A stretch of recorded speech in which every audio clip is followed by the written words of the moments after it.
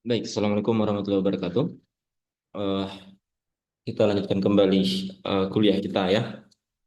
Di pertemuan terakhir kita sudah mulai membahas mengenai black hole ya, atau lubang hitam, di mana eh, kita dapat melihat bahwa ada kemungkinan dua buah titik singular dari matriks Schwarzschild yang kita punya ya.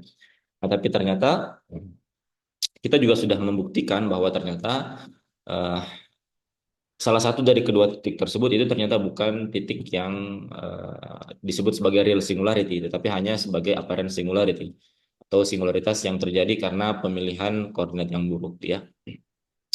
Hal itu ditunjukkan dari Riemann scalar ya yang kita hitung bahwa ketika R-nya itu diganti dengan 2 GM per C kuadrat, dia tidak menunjukkan hal yang aneh di situ atau dia memiliki nilai yang berhingga, tidak singular. Dan juga kita sudah buktikan kembali ketika kita meninjau matriks Schwarzschild yang kita punya di koordinat yang lain ya. Kita lakukan transformasi koordinat ke koordinat apa? Eddington-Finkelstein. Nah, ternyata ketika kita punya bentuk metrik sajian metrik yang baru ya, metrik Schwarzschild dalam koordinat yang baru, ternyata memang titik 2 GM per C kuadrat atau 2M itu bukan merupakan titik yang singular ya. Ini adalah bentuk sajian metrik dalam koordinat Eddington-Finkelstein. Ternyata titik 2M itu bukan merupakan titik yang singular ya. Karena dia berhingga komponen-komponen metriknya. Sedangkan untuk yang titik R sama dengan nol, memang di kedua koordinat yang kita tinjau, dia memang merupakan titik yang singular. Nah, kemudian dari uh, matriks Schwarzschild yang kita tinjau dalam koordinat Eddington-Finkelstein, kita tinjau untuk kasus radial null geodesik ya.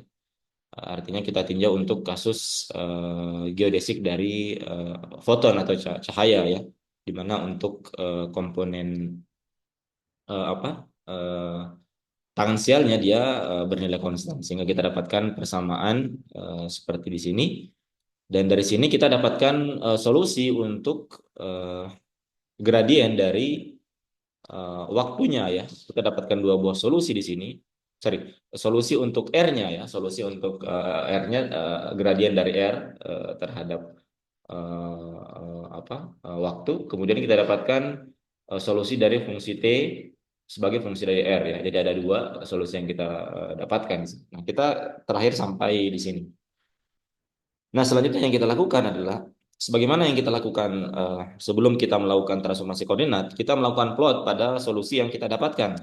Nah, maka dua buah solusi ini itu kembali dapat kita plot ya dalam suatu sistem koordinat ya. Jadi kita bisa buat kembali koordinat seperti yang kita lakukan sebelumnya ya. Jadi ini,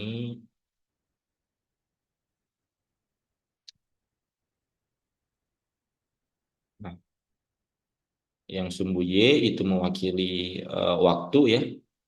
Kemudian yang sumbu X itu mewakili bagian radialnya ya. Nah, kemudian kita bisa menaruh garis bantu di sini di mana ini itu adalah titik 2M-nya ya. 2M-nya. Ini adalah titik 2M. Nah, yang di sini adalah titik R sama dengan nol ya. Sini titik R sama dengan nol. Nah, perhatikan kita punya dua buah solusi untuk T di sini ya. Nah, kita mulai dari yang pertama karena ini lebih mudah.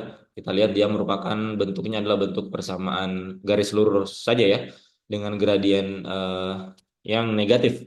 Sehingga kalau kita plot ini bisa sebenarnya kalian coba plot di aplikasi ya, misalkan di matematika atau mungkin di aplikasi plotting yang lain. Tapi kira-kira kalau kita plot, maka untuk persamaan yang satu, yang ini ya, yang persamaan linear, maka bentuk plotnya kira-kira itu akan bentuk seperti ini ya. Jadi dia akan berbentuk garis garis lurus seperti ini ya. Di mana tentunya akan ada tak hingga banyaknya plot yang mungkin ya, bergantung dari nilai konstantanya ya. Dia ada banyak eh,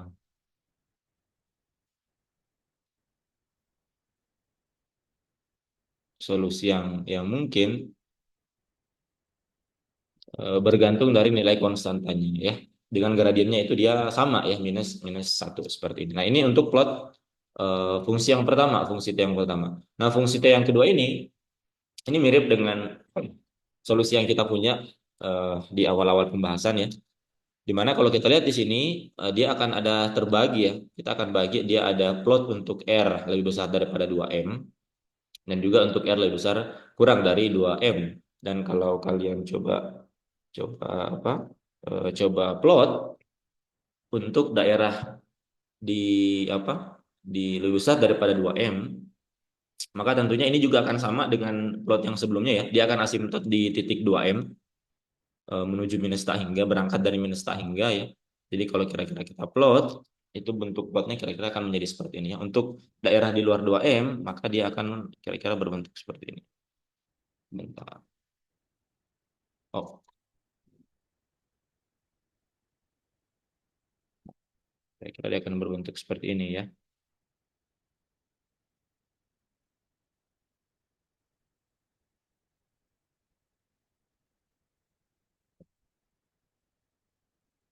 Dan seterusnya. Sedangkan yang di daerah kurang 2M, dia juga akan asimtot di titik 2M ya, tapi dia arahnya ke arah titik R sama dengan 0 ya, untuk kasus R kurang dari 2M. Jadi kira-kira dia plotnya akan seperti ini ya.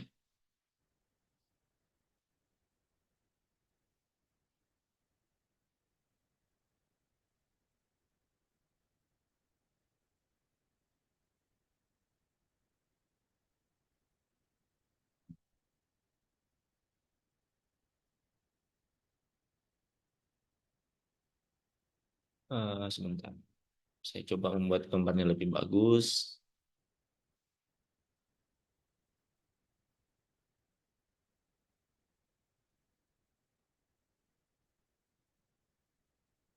Nah, kira-kira seperti ini ya. Jadi kita lihat di sini ada dua buah plot yang kita sudah eh, tunjukkan ya, yang sudah kita gambarkan, visualisasikan.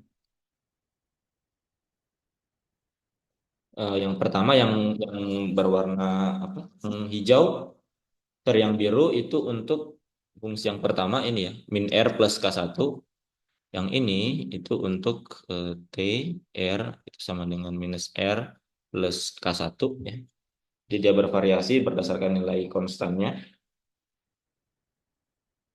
Kemudian yang kedua itu yang plot yang berwarna hijau ya. Yang berwarna hijau itu untuk ini T sebagai fungsi R.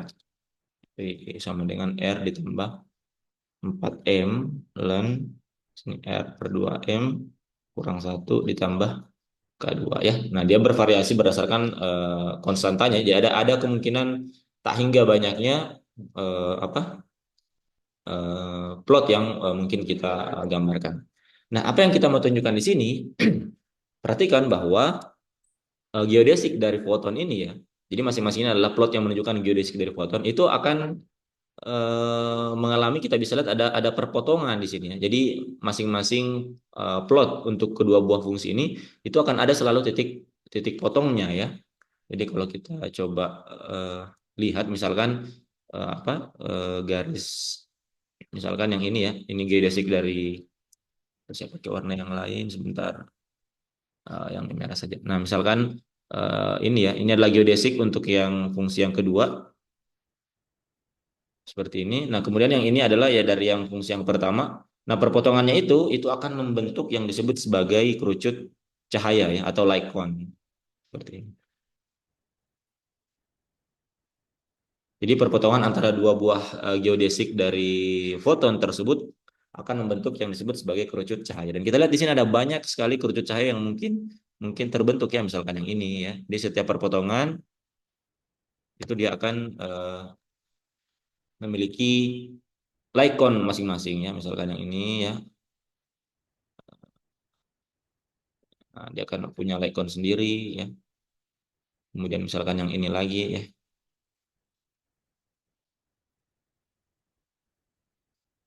Mana lagi ya, misalkan yang ini lagi misalkan, dan seterusnya ya. Jadi dia membentuk suatu yang disebut sebagai laikon ya, di mana daerah yang dibatasi oleh laikon tersebut merupakan daerah yang bisa diakses oleh partikel-partikel masif ya, misalkan elektron, proton atau benda ya, secara misalkan yang sifatnya makro, misalkan benda-benda langit ya. Jadi daerah di dalam kon tersebut adalah daerah yang dapat diakses oleh eh, partikel-partikel yang masif ya. Sebagaimana yang kita sudah saya kira sudah pernah disinggung di awal-awal kuliah ya. Nah, sehingga kalau kita coba apa gambarkan, jadi misalkan kita punya suatu partikel ya, dia mempunyai word line di dalam apa? Di dalam cone like ini ya. Misalkan kita punya partikel seperti ini ya, dia bergerak ya seperti ini, maka kita bisa melihat bahwa masing-masing word line dari partikel tersebut itu dia bisa memilih atau dia masih memiliki kemungkinan untuk tidak masuk ke dalam daerah di bawah 2M ya. Karena kita lihat di sini dia masih bisa memiliki eh, garis dunia atau word line. Apakah dia mau masuk jatuh, dia bisa memilih word line-nya itu masuk ke dalam ke dalam daerah di bawah 2M, R2M, atau dia mau mau escape atau keluar dari daerah 2M. Nah, yang unik yang terjadi adalah daerah di bawah 2M ya. Daerah di sini. Kalau kita lihat di sini juga akan ada light cone yang terbentuk ya, misalkan yang ini ya. Misalkan kita lihat yang ini, sorry gambarnya kurang rapi ya. Light cone yang ini, nah ini akan membentuk light cone, yang ini juga ya. Ini juga ya, dan seterusnya ya. Nah, pastikan untuk daerah di bawah 2M, nah garis dunia atau outline dari partikel yang ada di dalam daerah 2M ini itu dia tidak memiliki pilihan untuk escape keluar ke daerah yang lebih besar daripada 2M ya. Misalkan kita punya partikel di sini. Nah, karena geodesik dari si partikel masif ini itu harus dibatasi oleh geodesik dari si cahaya ini ya, foton ya. Karena daerah time lag itu berada di daerah yang merupakan perpotongan dari daerah null light ya. Jadi daerah yang bisa diakses oleh partikel masif itu hanya berada dalam light cone ini sendiri.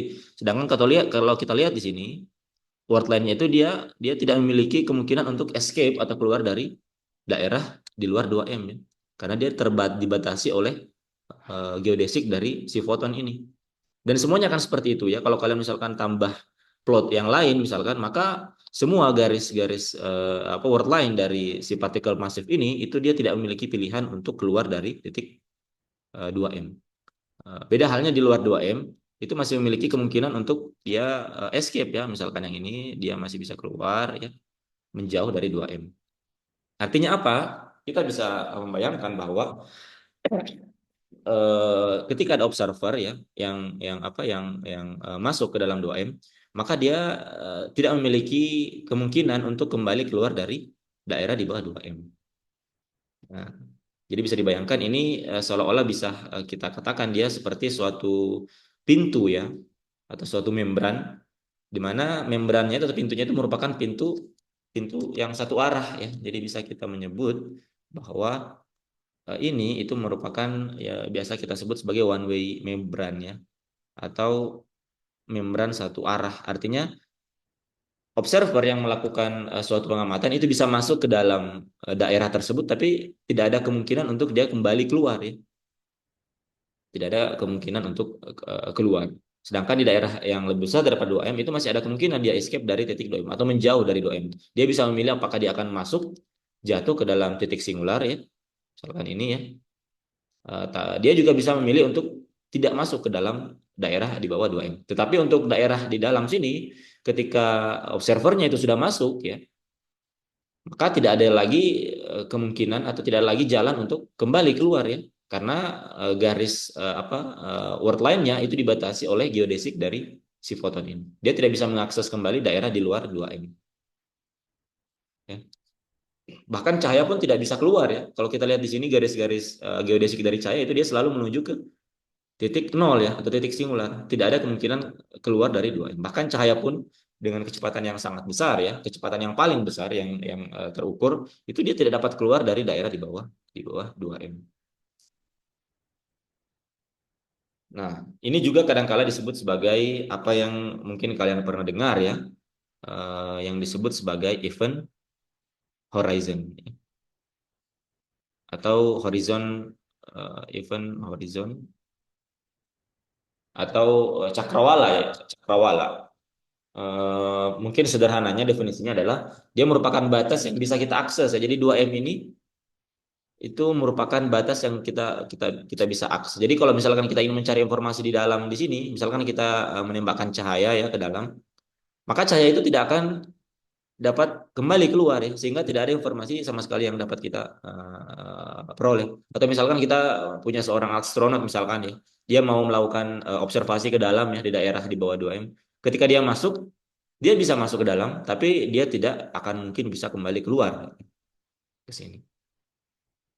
Nah, maka ini biasanya disebut sebagai event event horizon ya, horizon peristiwa atau cakrawala peristiwa. Artinya peristiwa yang di dalam sini itu tidak bisa kita akses. Kalau misalkan kalian lihat cakrawala ya dalam tinjauan klasik, itu merupakan batas pandangan yang bisa kita akses ya. Di balik cakrawala tersebut kita tidak tahu apa yang ada di sana.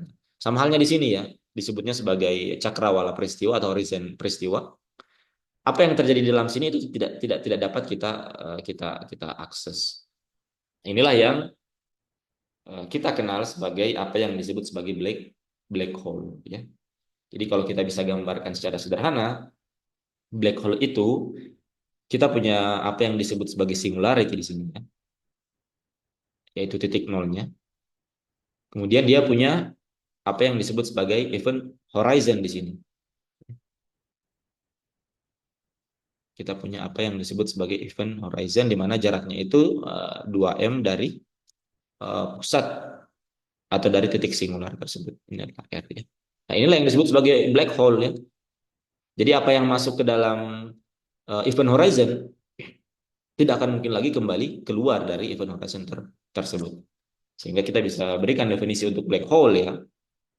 Mana black hole itu dapat kita nyatakan black hole itu merupakan singularitas ya yang dilingkupi yang dilingkupi